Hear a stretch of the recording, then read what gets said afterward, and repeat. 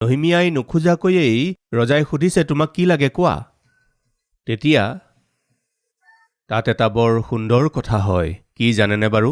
সেইটোৱেই, চুটিকৈ প্ৰাৰ্থনা কৰিলে এক অদ্ভুত উত্তৰ পোৱা যাবনে? নিশ্চয় পাব। কেনেকৈ? চাওঁ আহকচোন। নহিমিয়াৰ পুস্তকৰ 2 অধ্যায় 4 পদ। তেতিয়া ৰজাই মোক ক'লে, তই কি ভিক্ষা মাগিছ?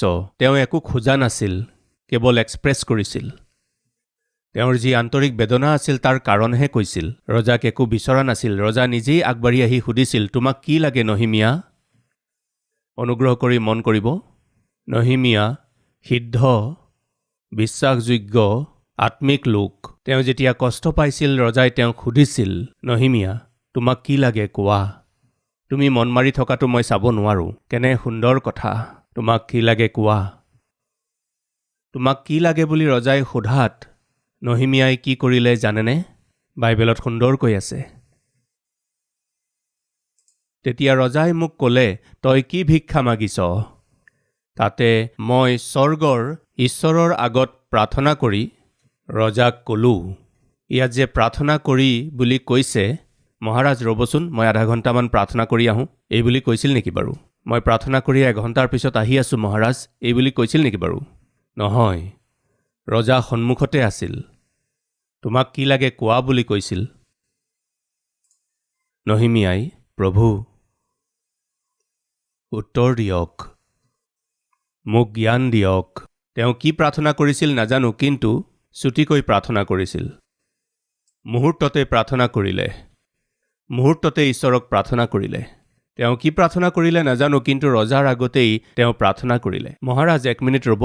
স্তুতি স্তুতি স্তুতি স্তুতি স্তুতি স্তুতি স্তুতি, হালেলুয়া হালেলুয়া।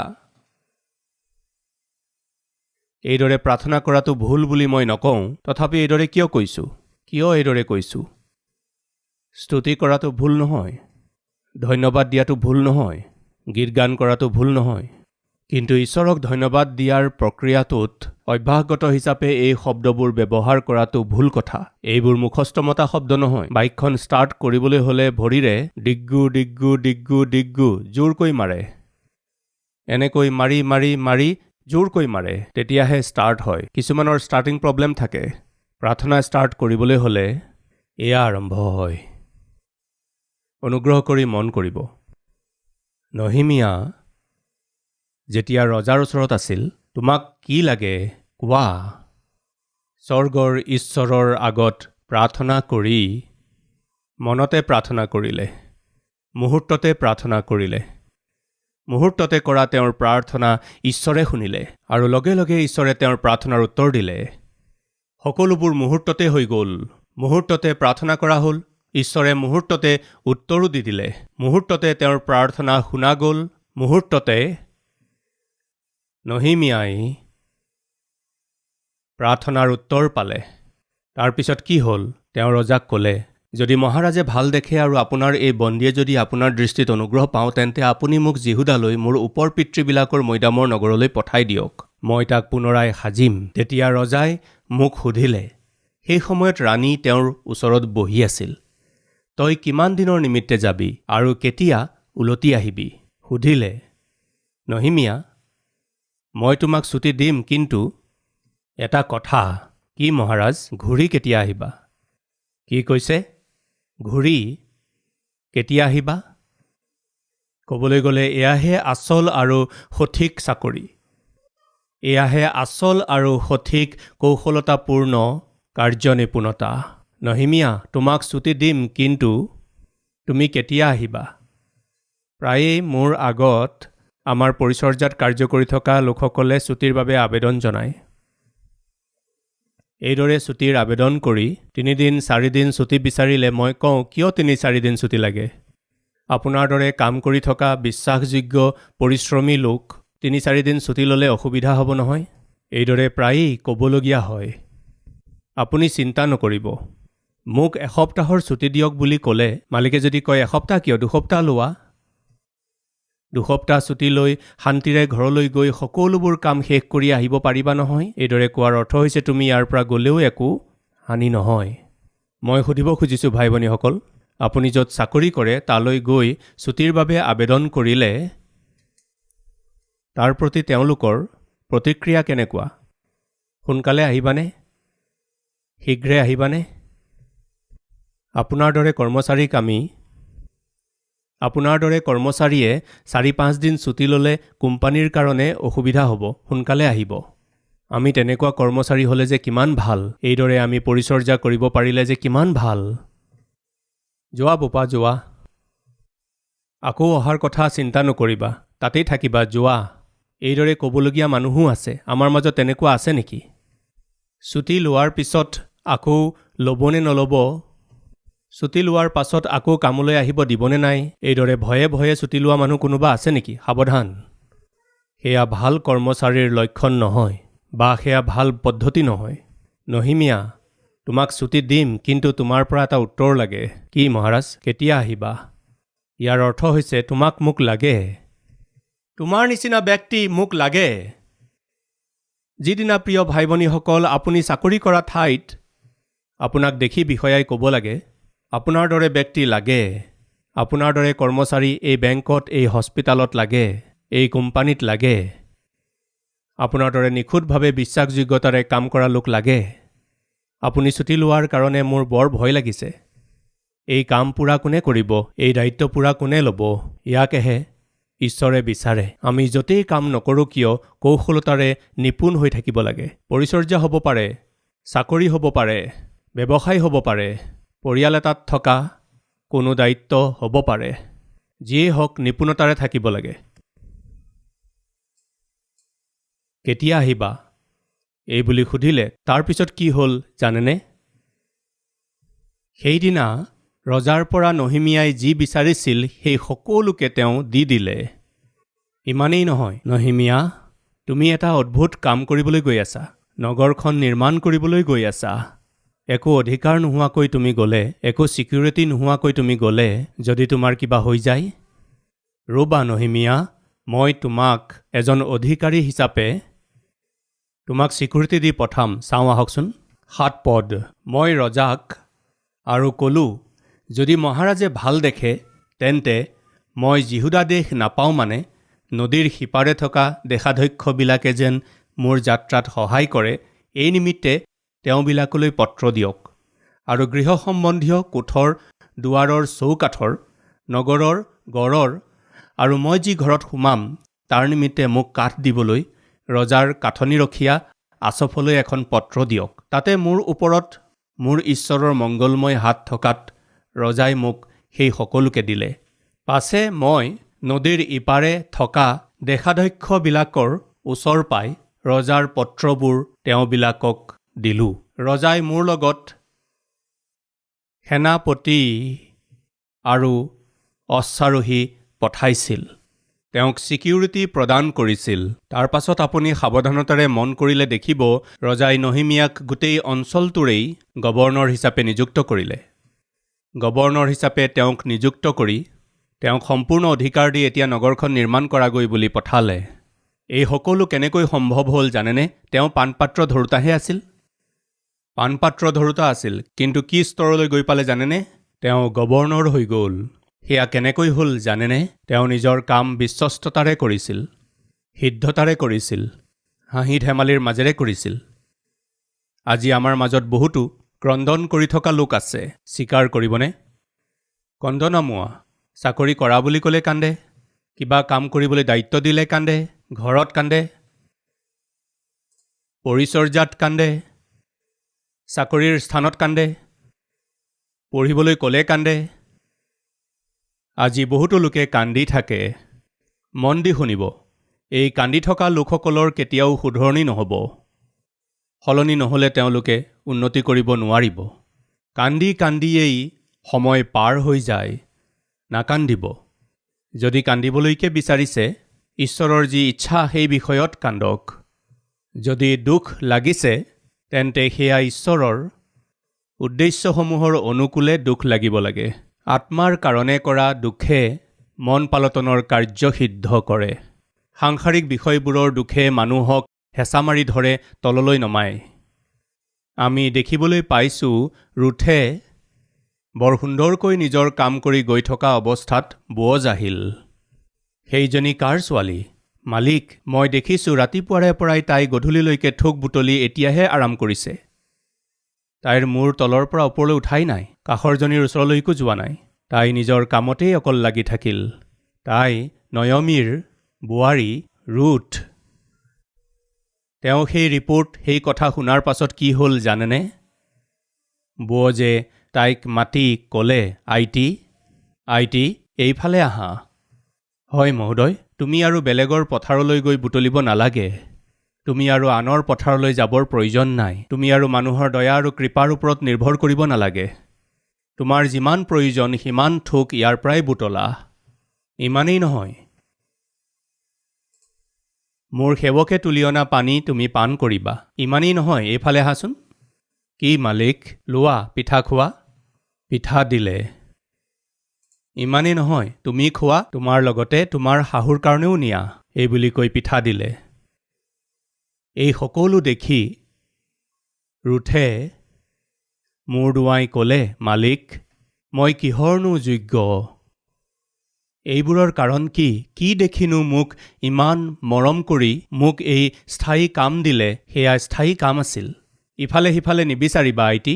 নিজৰ জীৱিকাৰ কাৰণে, নিজৰ পেটৰ ভোক নিবাৰণৰ কাৰণে ইখন পথাৰৰ পৰা সিখন পথাৰলৈ বিচাৰি ফুৰিবৰ প্ৰয়োজন নাই। তোমাৰ কাম কৰা পদ্ধতি মই পচন্দ কৰিছোঁ। মোৰ পথাৰতেই স্থায়ীভাৱে তুমি কাম কৰি থাকিবা। হাতত ফাইল লৈ ইফালে সিফালে ঘূৰি থাকিব নালাগে। আজি আমাৰ মাজৰ বহুতেই যি কাম পাইছে তাক ভালদৰে নকৰি, যি চাকৰি পাইছে তাক হেৰুৱাই হাতত ফাইল লৈ ঘূৰি ফুৰিছে। চেণ্ডেল ক্ষয় গুচি গৈছে। এইদৰে কেতিয়ালৈকে ভাই আৰু ভনী? ইমানেই নহয়, কিমান যে অধিক। সেইদিনা তাইৰ কামৰ নিপুণতা আৰু কুশলতাই বুৱজক ইমানেই প্ৰভাৱিত কৰিলে যে শেষত তেওঁৱেই তাইক বিয়া পাতিবলৈ নিৰ্ণয় কৰিলে। শেষত এগৰাকী বিধৱা মোৱাবিয়া তিৰোতাই কি হ'ল জানেনে? বুৱজৰ পত্নী হ'ল। বুৱজৰ পত্নী হোৱা এই ৰুথে কাক জন্ম দিছিল জানেনে? দায়ুদৰ ককাকক জন্ম দিছিল। আচলতে এই ৰুথ কোন জানেনে? দায়ুদৰ আজু আইতা আছিল, মানে ককাকৰ মাক। এই ৰুথ ক'ৰ ছোৱালী, ক'ত যে আহি পালেহি। দুৰ্ভগীয়া অৱস্থাৰ পৰা, পেট পূৰাই খাবলৈ নোপোৱা অৱস্থাৰ পৰা তাইক বিধানে এনেকুৱা এটা সুযোগ দিলে থোক বুটলিবলৈ। পথাৰত এৰি যোৱা থোকবোৰ বুটলি লোৱা। বিধানে এই কাম দিছিল। তাই সেই কাম ইমান ভালদৰে কৰিলে, কিমান যে মনোযোগেৰে কৰিলে। সেই স্থিৰতা, সেই অনুশাসনে বুৱজক প্ৰভাৱিত কৰিলে। অৱশেষত বুৱজে ৰুথক বিয়া কৰিলে। বুৱজ আৰু ৰুথৰ পৰিয়ালৰ পৰাই দায়ুদৰ জন্ম হ'ল, আৰু সেই দায়ুদৰ বংশতেই জগতৰ উদ্ধাৰকৰ্তাই জন্ম ল'লে। ভাল এটা মনেৰে আমাক কৰিবলৈ দিয়া কামটো ভালদৰে কৰিলে, সেই কামক আশীৰ্বাদ কৰিবলৈ স্বৰ্গৰ পৰা ঈশ্বৰ প্ৰস্তুত আছে। আপোনাৰ বেদনা কি দুখত আপুনি আছে? সেই বেদনা, সেই দুখ, সেই বাধাৰ কাৰণে, আপোনাৰ নিৰাশাৰ, আপোনাৰ হতাশাৰ কাৰণ কি? যদি সেয়া ঈশ্বৰৰ বাক্যমতে হয়, তেন্তে মোৰ প্ৰভুৱে উত্তৰ দিব। যদি সেয়া ঈশ্বৰৰ বাক্যমতে নহয়, তেন্তে শুদ্ধ কৰি লওক বুলি কৈছে। কি কৰিবলৈ গৈ আছে? মুহূৰ্ততে কৰা প্ৰাৰ্থনাই কিমান যে অদ্ভুত উত্তৰ লৈ আহিল। এজন পাণপাত্ৰ ধৰোতা এজন অধিকাৰী হৈ উঠিল। সেয়া কেনেকৈ হ'ল? তেওঁ ধাৰ্মিক আছিল কাৰণে, তেওঁ সিদ্ধতাৰে চলিছিল কাৰণে, তেওঁক কৰিবলৈ দিয়া কাম বিশ্বস্ততাৰে কৰিছিল কাৰণে ঈশ্বৰ আনন্দিত হৈছিল। সেইকাৰণে আশীৰ্বাদ দিলে। ৰজাৰ মন সলনি কৰি দিলে। প্ৰিয় ভাই ভনীসকল, আমি য'তেই নাথাকোঁ কিয়, যি কামেই নকৰোঁ কিয়, পৰিচৰ্যাত ভাগ লোৱাই হওক, ঈশ্বৰৰ প্ৰতি ভয় ভক্তিৰে সৈতে কৰিবলৈ দিয়া কাম কৰাটো কিমান যে ভাল কথা। এই অধম সেৱকে বিগত প্ৰায় ৩১ বছৰ ধৰি বাক্যৰ পৰিচৰ্যা কৰি আছোঁ। বহুতো দুখ, বহুতো অপমান, বহুতো দুৰ্ঘটনা, বহুতো পৰীক্ষা, এই সকলোবোৰৰ মাজত ইয়াত আহি থিয় হৈ সেই সকলোবোৰ পাহৰি যাওঁ। এয়াই মোৰ দায়িত্ব, এয়া মোক প্ৰভুৱে দিয়া সুযোগ। এই দায়িত্ববোৰক, এই সুযোগসমূহক অৱহেলা কৰিব নালাগে। এইদৰে ভাবি আন্তৰিকতাৰে পৰিচৰ্যা কৰি আহিছোঁ। তাৰ সাক্ষী আপোনালোকেই। আপুনি নিজৰ দায়িত্ববোৰ কেনেকৈ পালন কৰি আছে? এজন কৰ্মচাৰী হিচাপে, এগৰাকী গৃহিণী হিচাপে, এগৰাকী স্বামী হিচাপে আপুনি নিজৰ দায়িত্ববোৰ কেনেকৈ পালন কৰিছে? আপুনি নিজে কাম নকৰি আশে-পাশে থকা লোকসকলৰো কাম নষ্ট কৰিব পাৰে। নাইবা গুণৱতী আৰু বুদ্ধিমান স্ত্ৰী হিচাপে আপুনি নিজৰ কাম কৰি কৰি আনৰ বাবে আদৰ্শ হ'ব পাৰে। সেইদিনা বোৱজে ৰুথৰ ওপৰত ইমান কৃপা কৰা আৰু তাইক ওপৰলৈ তোলাৰ কাৰণ কি জানেনে? আনৰ লগত সময় নষ্ট নকৰি, আনৰ কাম নষ্ট নকৰাকৈ, আনক একো কথাতে আমনি নকৰাকৈ তাই নিজৰ কাম কৰি গৈ থাকিল। নহিমিয়াও এনেকুৱাই আছিল। তেওঁ মনোযোগেৰে নিজৰ কাম কৰি গৈ থাকে।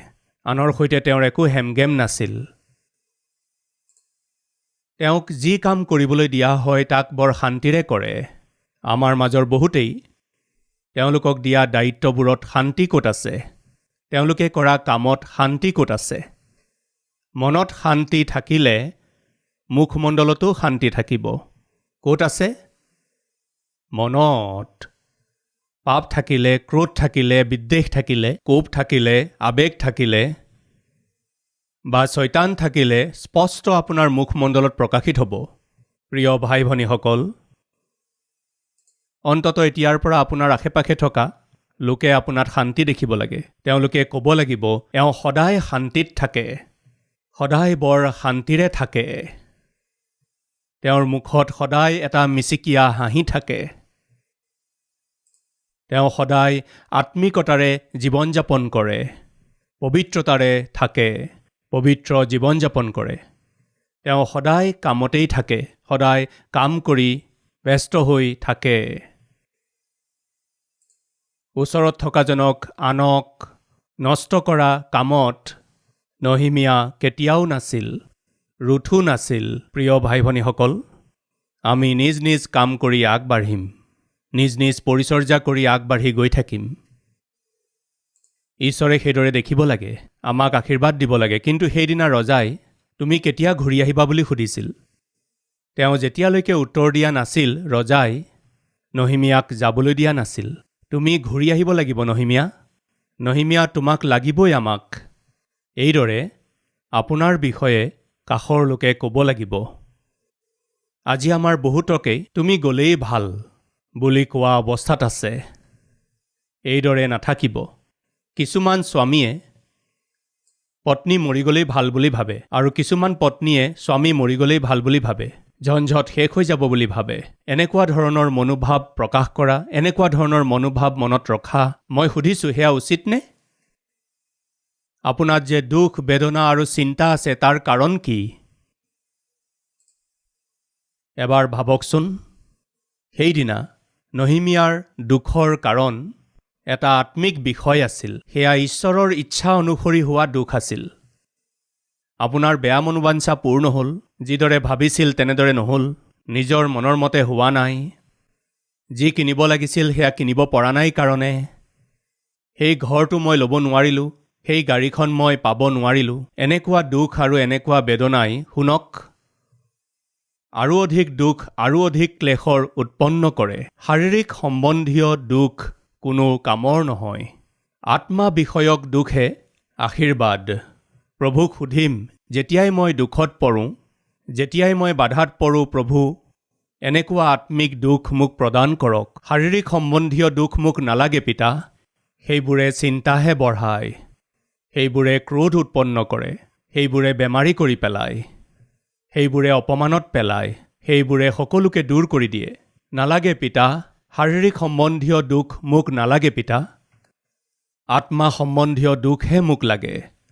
আজি ঈশ্বৰে আপোনাৰ সৈতে কেনেকৈ কথা ক'লে মই নাজানো, কিন্তু কথা ক'লে। যদি শুদ্ধটো কৰিবলৈ মন হৈছে তেন্তে আজি ঈশ্বৰৰ আগত আন্তৰিকতাৰে প্ৰাৰ্থনা কৰিবনে? আহক প্ৰাৰ্থনা কৰোঁ।